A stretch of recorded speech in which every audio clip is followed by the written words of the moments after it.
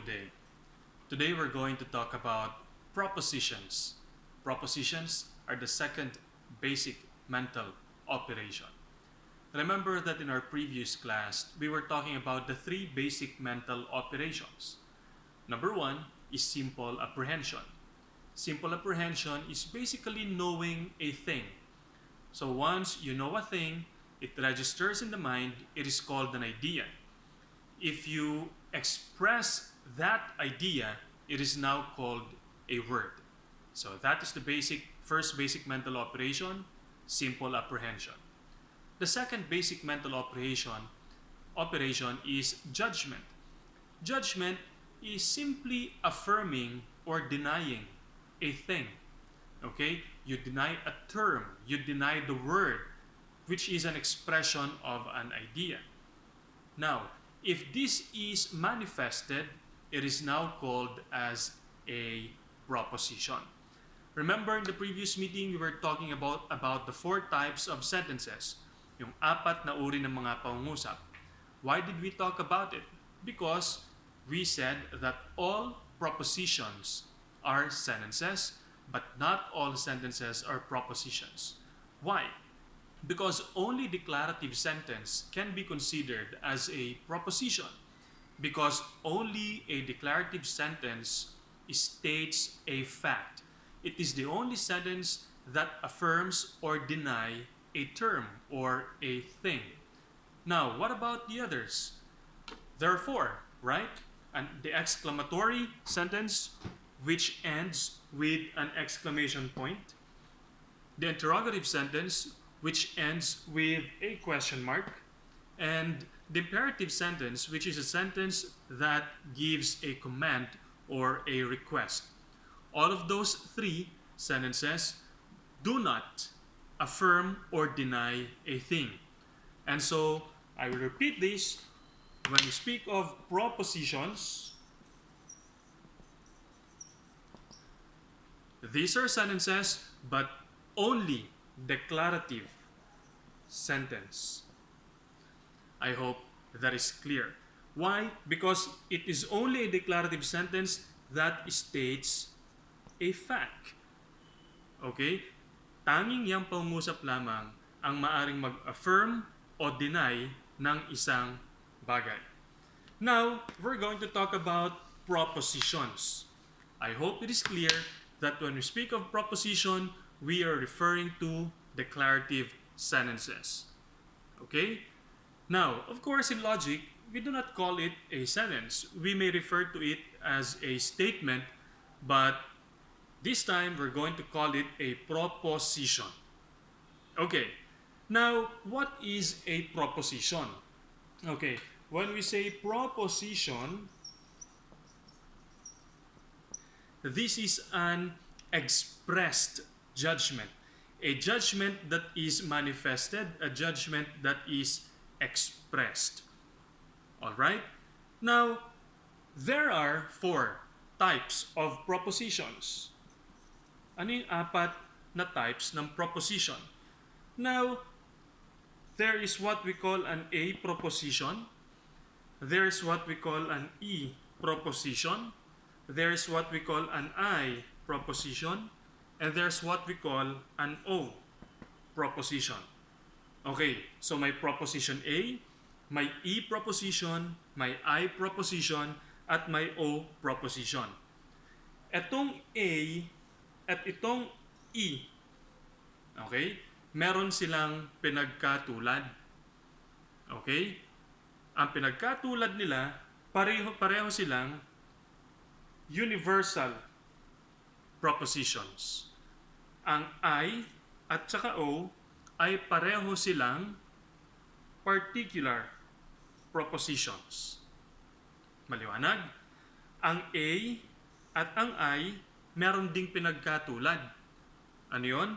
Pareho silang affirmative propositions, samantalang ang E at ang O ay pareho silang negative propositions.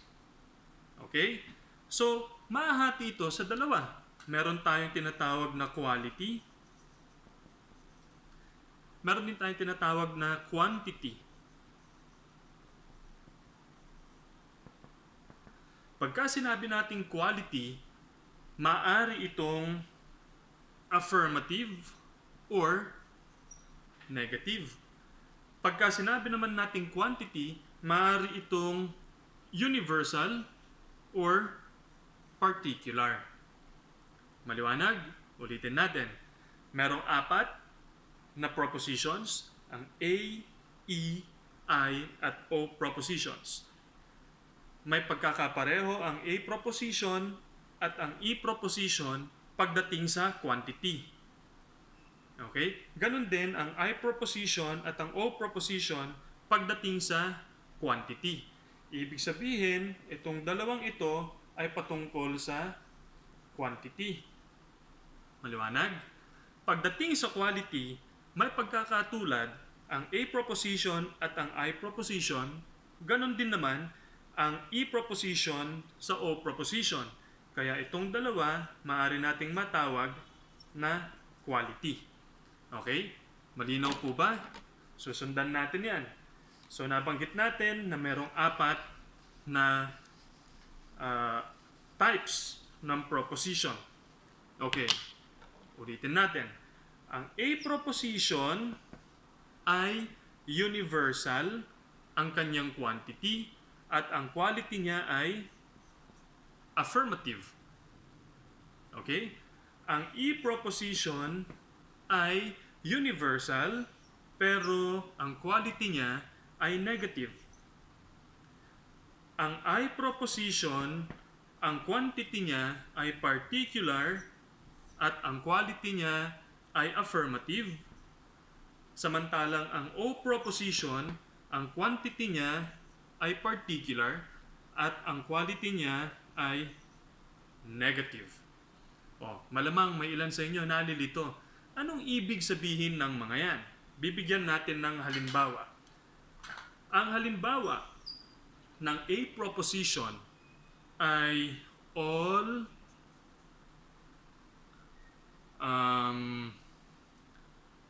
chocolates are sweet. Okay. Universal because we are now using the modifier all that makes the proposition universal. So pagka may nakita kayo na statement na nagsisimula sa all, universal na ito. Matic yun. Okay? Affirmative. Bakit affirmative?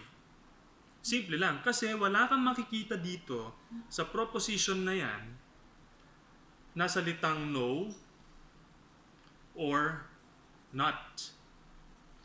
Okay? Pagka wala kang nakita sa proposition na salitang no or not, matic affirmative ang proposition na yan. Kaya ang all chocolates are sweet ay A proposition sapagkat ang quantity niya ay universal at ang quality niya ay affirmative. Maliwanag? Next, E proposition. Ano raw ang quantity niya? Universal din. Pero may pinagkaiba sila ng A sapagkat ang quality niya ay negative. Kaya gawin nating E proposition ito. All chocolates are not sweet. Kita nyo pinagkaiba? Parehong universal because they have this modifier all, but the quality is different. The A proposition is affirmative because you will not find a word no or not in it.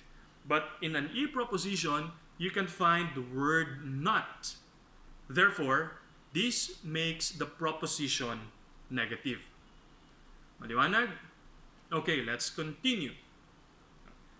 I proposition's quantity is particular. Ngayon, paano natin malalaman na particular ito? Okay?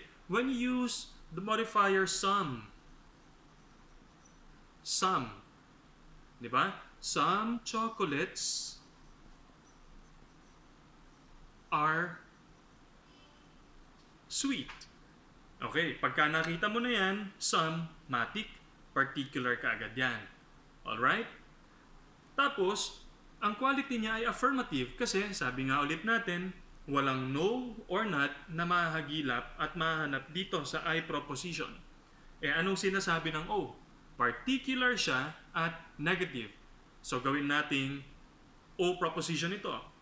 Some chocolates are not sweet.